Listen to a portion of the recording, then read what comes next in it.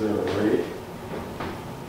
That's the second question. We're- 15% I was thinking- sounds easy. I'm thinking 12 because that's kind of what the tax collector goes with as far Yeah. as, there's no really set rate that I don't think anybody necessarily goes by. Yeah. I think right now our ordinance says that they have to be paid within 15 days.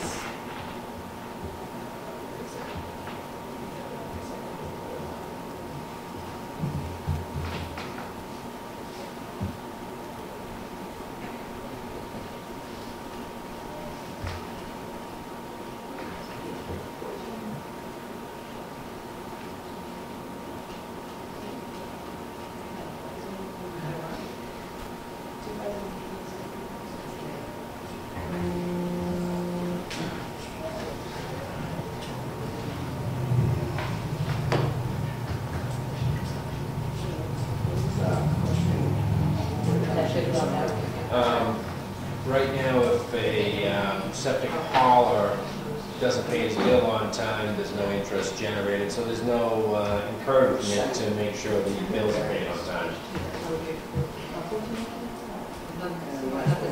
Change. We're trying to add something. I'm just trying to figure out what kind of a rate to charge. When we charge anybody else. Well, as Teresa said, 12% of the taxes or whatever. I'm comfortable with keeping the number the same. No problem with that. Any questions from the public? Actually, Ken, I did have one question. Sure. Should we extend it up to 30 days instead of 15? Because that would be my thought. I mean, most businesses are 30 days, so it's like, why say we're going to penalize you harder, but keep the same stringent rule? Yeah. Yeah, we're going to have to come up with a date that we probably want this affected by because of how it's working right now and how we set. What's the date that it goes out? It's a monthly bill, right? Goes out every month? Can we make it effective July 12, 2002? I think we were thinking, when we were talking about this, we said August. Probably feel like she's billing right. I was thinking September 1. They give us time for the next invoices, a little post-gap. September 1's a Saturday. Get it effective for the September billing. Which road you need, September 30th then? Right. Or starting September 1? Yeah. So I gather there's a problem with people paying. We've had problems in the past. It's kind of limited now down to just a few people that use it. So.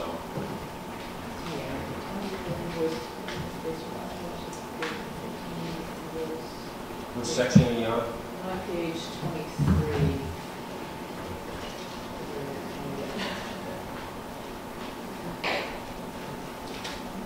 And if they don't pay, there's a reinstatement fee of $500 reinstatement fee if they don't pay.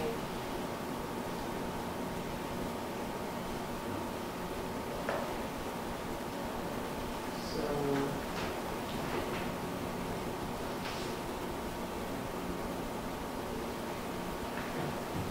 Do they have to pay a fee, a yearly fee for being on it or using it? $25. They get a new thing each year. That just keeps them part of the group and then, So we get all these invoices when they go from Mike each month. Tony does the checking, and then it goes to Lisa for the billing. And then the bill goes out the first week or so of each month. Yeah, it's usually the first month of 10th, I think. Generally, it's probably right. So it goes around the 10th, then we give it to each other the next 30 days from the day the bill goes out. We can leave that 15th date in there and just say anything after the 30 days is It's subject to a 12%. Interest. And that'll change it, and we can add that to number 3 on the hauler's access agreement. Item number 3 on it. I think we have it somewhere else in the report. Oh, Did you it's want to tell us I something? think so, yeah. Okay. Charlie said, we would have thought it'd be 24 pages long. Well, I know. That's what it took me to get tagged. And that's just one of them. Yeah, exactly. What happens if they don't pay after that? After the interest, we can pull their rights. Then it's, yeah, and any You of just they, walk off. you can, Yeah. yeah. Then they have to have a vote by the selectmen, $500 reinstatement fee. Now, there's someone down there that can control that, right? So that you don't just go into this place with your own key. There's an electronic gate down there. So how would you know if they're using that, if they're shut off? Mike. Oh, there's somebody down there. Mike's down there, yeah. And you just program that machine not to accept that card swipe. I don't know how sophisticated the card reader is, if it knows who and how many, and I know it doesn't calculate gallons, it's just like you in for access, so, or.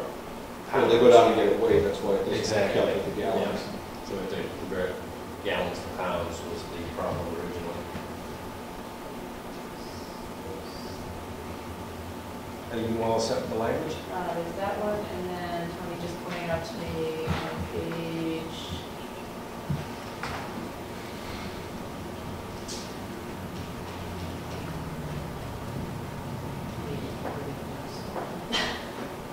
Page 7.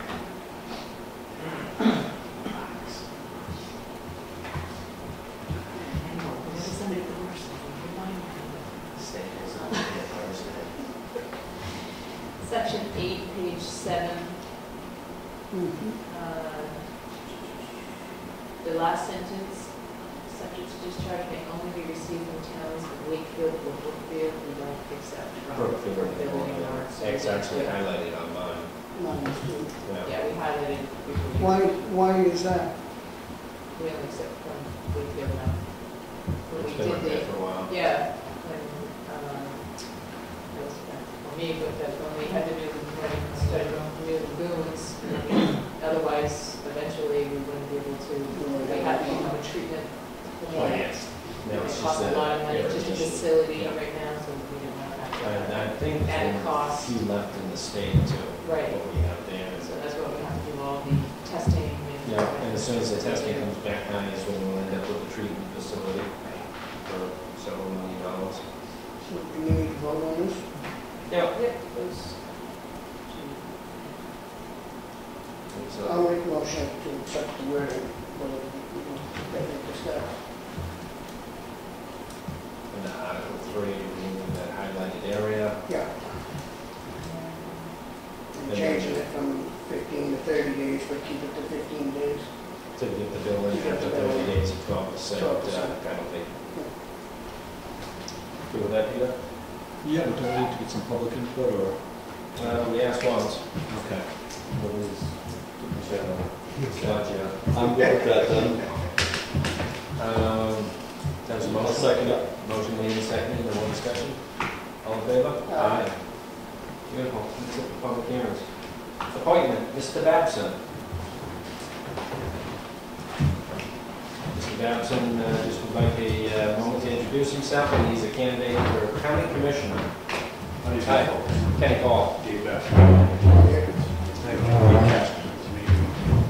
What town are you from? Austin. I've been the state rep, Austin before. This is my 7th term with a 2-term job. Yeah.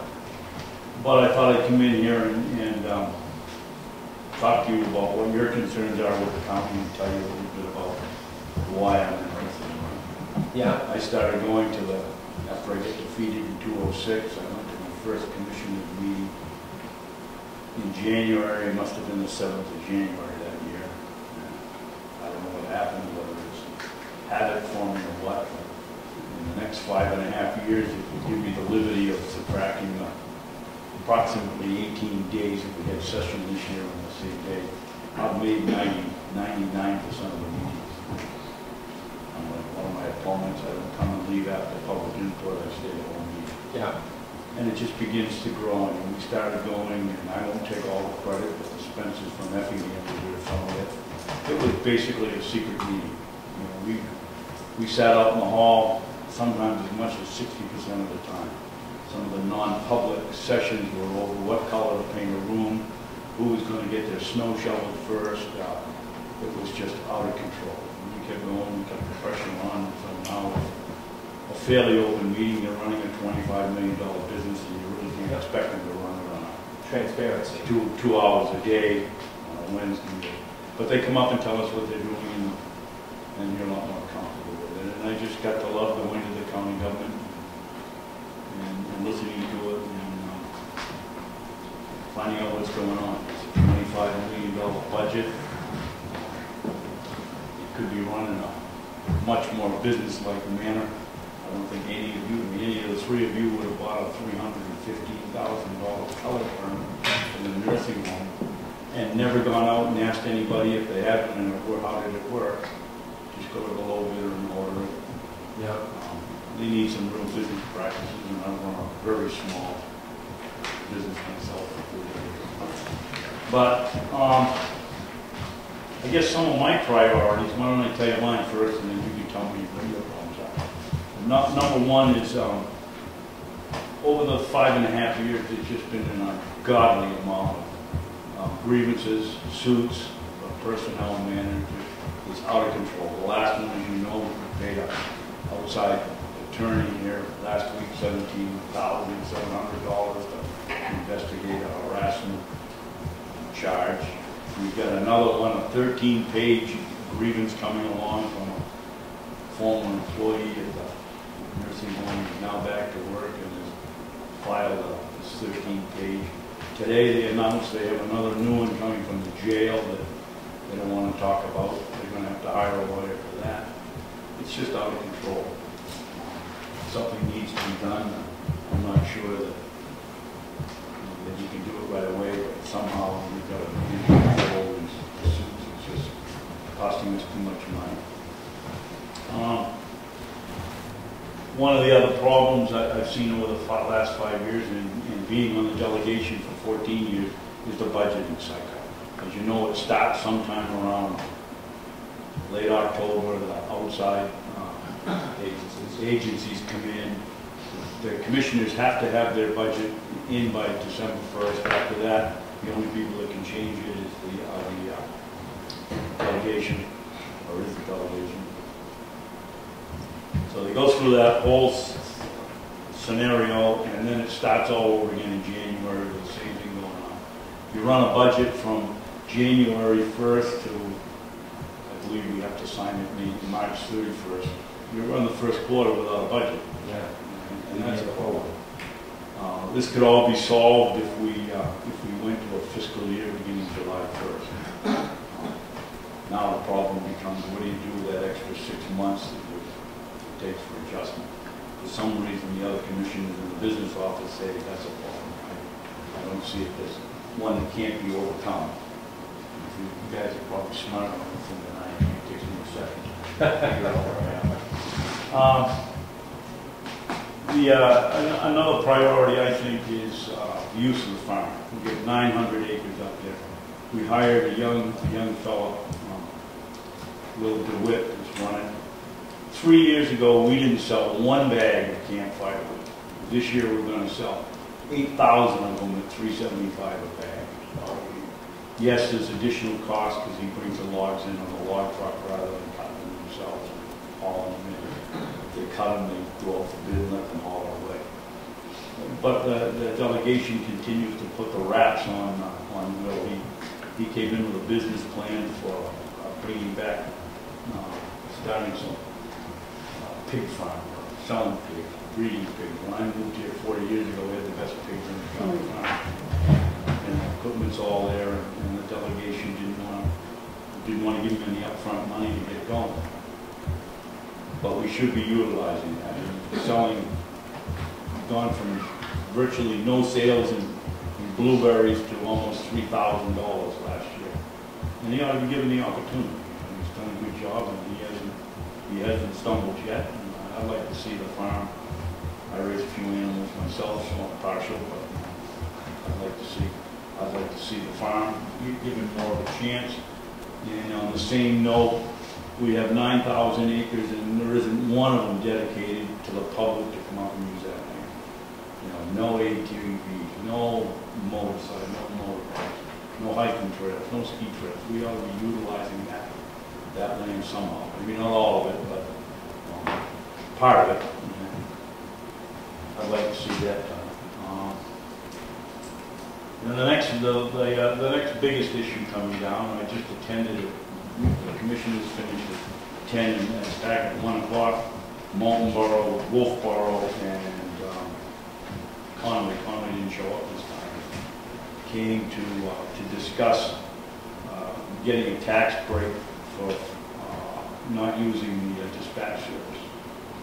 And I can see that being a problem because Mr. Merrill, our selectman, and other representatives from Ossipee, and those people are going to feel badly that if you give those folks a rebate and the cost of the other with the loss of the energy and they are. So it's going to get contentious before it gets better. And that's about it. I'd like to know if you have any. I do have one question. As a small business owner, I get offended sometimes when it's government-sponsored business competing against me. I'll be flat out honest with you. Like when you're just talking about the county getting into the business of selling campfire and selling everything else, products that all your local businesses, these private businesses that pay taxes for, don't get government assistance for. Yet you look to the taxpayer to support these programs, and it helps hurt the private individual business. So I kind of have an indifference with, I got nothing against putting some of the actually got nothing against putting all of the inmates to work. I got no problem with that. But I do have a problem with that free labor being used to compete against the hardworking individuals in the community at any level. I guess my answer to that would be that Will has gone out and gotten the business himself. These people, they're all sold all to state parks. State parks could have gone anywhere they want. I don't know whether he's selling it cheaper than the competitors because he gets free labor. The pigs are a different story. You can't buy a pig around here if you want to raise one. Oh, I know you could buy several of them right now.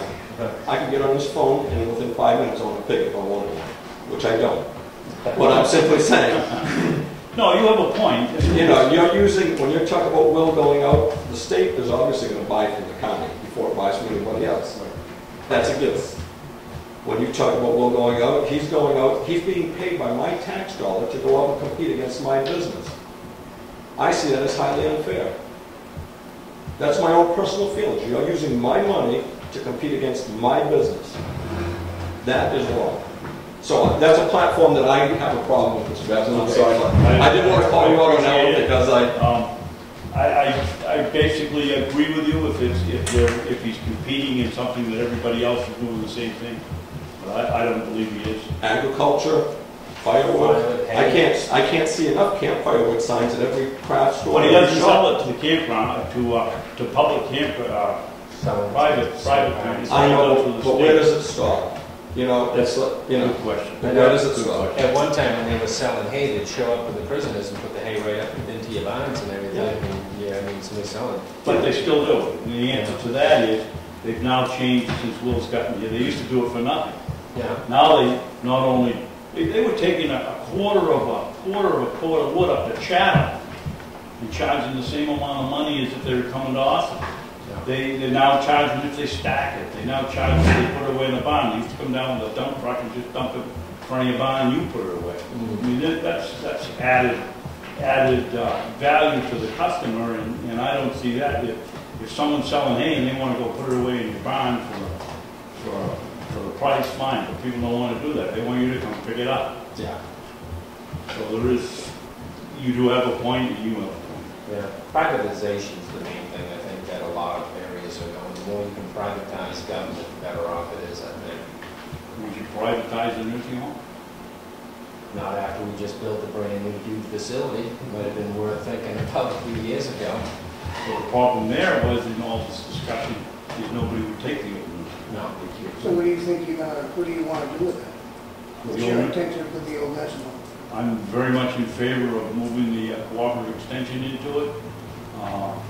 Since I've been going to meetings, we've burned up 3 buses out there, haul patients around in, because it's left outside. They can't, take one end of one of the wings out, put a door in, back the bus in, use it for garage. There's any number. There's discussions now to use it as a homeless vet center. What was the cost of the new nursing home? What was appropriated, or what was the end result? The end result was 21.5 or over 20. Yeah, definitely. Beautiful facility. But what was the burden on the overall tax rate? Because that's what really counts. That's what people are really seeing. They don't care about the 21 million, 50 million. They want to know how much of my taxes go up. If you had a $100,000 house, I believe it was going to cost you about, thinking back now, somewhere around $100. Yeah, it was pennies on a dollar. I think it was. I think it wasn't a huge amount of money, but it's going to go up. Yeah. Well, when you look at the dignity that was brought back to the residents of that nursing home, being taken out of that cinder block palace that they were stuck in before, pennies on a dollar, well spent money in my view. Well, to be perfectly honest, had I been on the delegation at the time of voting on it, I would have voted in favor of it. Yeah. Well, you've got prisoners over there with air conditioning and and patients that are paying $275 a day sweltering away. Absolutely. I'm glad to see it's there. They just fired up one of the 2. They put in a large pellet boiler and a small pellet boiler. Small pellet boiler is for the hot water during the summer, and they just fired that up, and I guess it's working better than advertised, which is nice. What's the stipend for county commissioners? $10,000. Not quite acting like 5 times. I'm not doing it for the money. No, you don't. By the time Too late to file. it's $1 an hour probably at the end of the year. Yeah, I'll tell you, they work very hard. Yeah, it's a lot of. We go there on Wednesdays for 2 hours, and you know from what's going on in the meeting that they've been working. Yeah. Many hours. How can just out of curiosity, how can the county help the town of Wakefield? In what ways, if you got into office, in what ways do you see the county giving extra support, or how do we benefit? Well, right off the top of my head, I would say they're a group of, I don't want to call them slaves, but coming down here to help you out, or have been down here helping you out and clean up after But that's already going on. yeah, that's one way. But who's that? Is that the inmate? Yeah. You don't think that they should? No, I do think they should. I think they all should. I think they all should too. They only got, he comes in, Jason Johnson comes in every week and he reads his report from the director of the jail. And he'll say, today it was a red letter day. I think 16 came in and 21 or 31 went home. So he had a net loss, which doesn't usually happen. And then he proceeds to read how many of the incarceration record of the ones that are coming in now. 8 times in 4 years, 7 times in 5 years. It just goes on and on and on. But you got to have the jail, and you have to, the regulations and such, you have to. But shouldn't that jail support itself? I mean, being a farm and all, it always did support itself.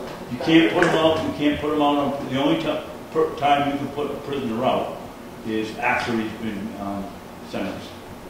I always thought if they were there. Out into the field. Yeah. So the one awaiting court decisions, you stay because you never know. Now that makes sense. The guy can be innocent. The nursing home, they tried to put him over there in the kitchen, and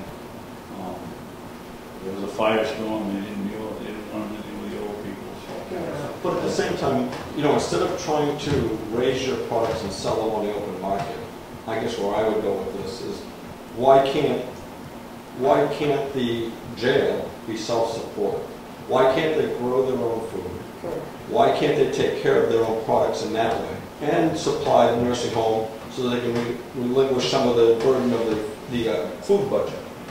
Well, part of the reason is the delegation won't give them the funding to, it used to be when I moved here, Sam Niblett would kill 2 beef creatures a month and fed the nursing home. Can't do that anymore.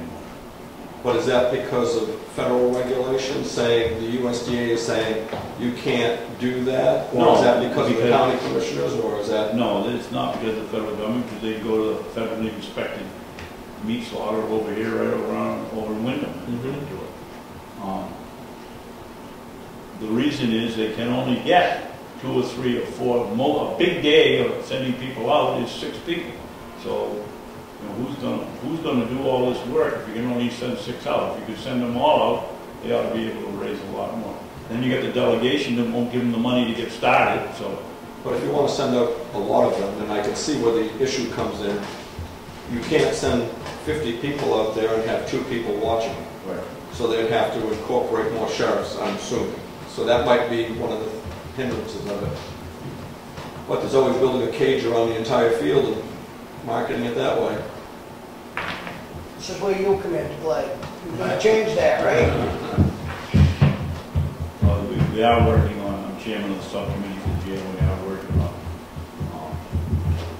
perimeter fences that maybe more secure. I look at it as it's county jail.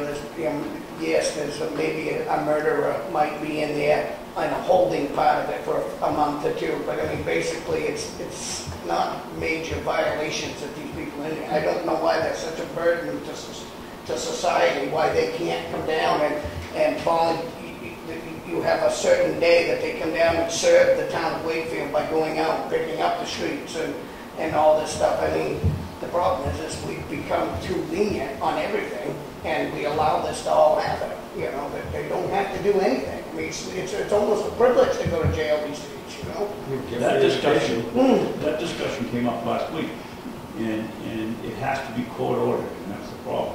We had a bill, Harry and I had a bill this year that would allow the director of the jail to determine which prisoner could go out on a bracelet, which prisoner could go out at any given time, but it could kill.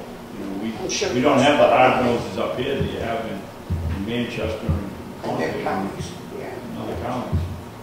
But then again, you do get them. We just had that big major breakout, a few months back, or a year ago, I guess. One guy.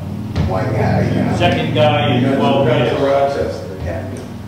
It's out for a week or so. Yeah, no. Probably those razor burns, man, you regret every minute of it too. Anyway, I've taken enough time. Good luck. Any other Thank you, questions? Mr. Coming. Thank you, Mr. Babson. Nice to meet you, sir. Nice to meet you.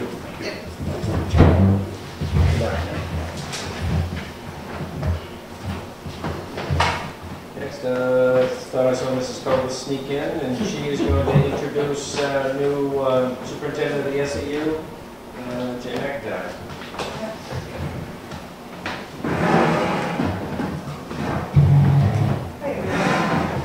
This is our new superintendent for Nice to meet you. Oh, yes, sir. Nice to meet you. that position used to be on school board. Until they kicked me off. This is Teresa Williams. Hi. Administrator. Nice to meet you. And Tony Boda, the administrative assistant. Welcome aboard. Thank you. Proud by fire, I'm drinking out of a fire hose. Where are you from? My family lived in Farmington when I was born, so I was born in Rochester, but my family's all from Milton. My parents both graduated from Newton. I know that's not a great source of pride when you're in Wakefield, but that's the fact. You work with the SAU, at least you've been through the system and you know it. I've seen it. I've gotten to know all the buildings and the Bag lunch days and The people. cafeterias. We've got some new folks coming on. Jerry Borgar is going to be the new principal at the Paul School. The board hired him just before they hired me, but in spite of that, they made a great hire, I think, so I'm really enthusiastic about that.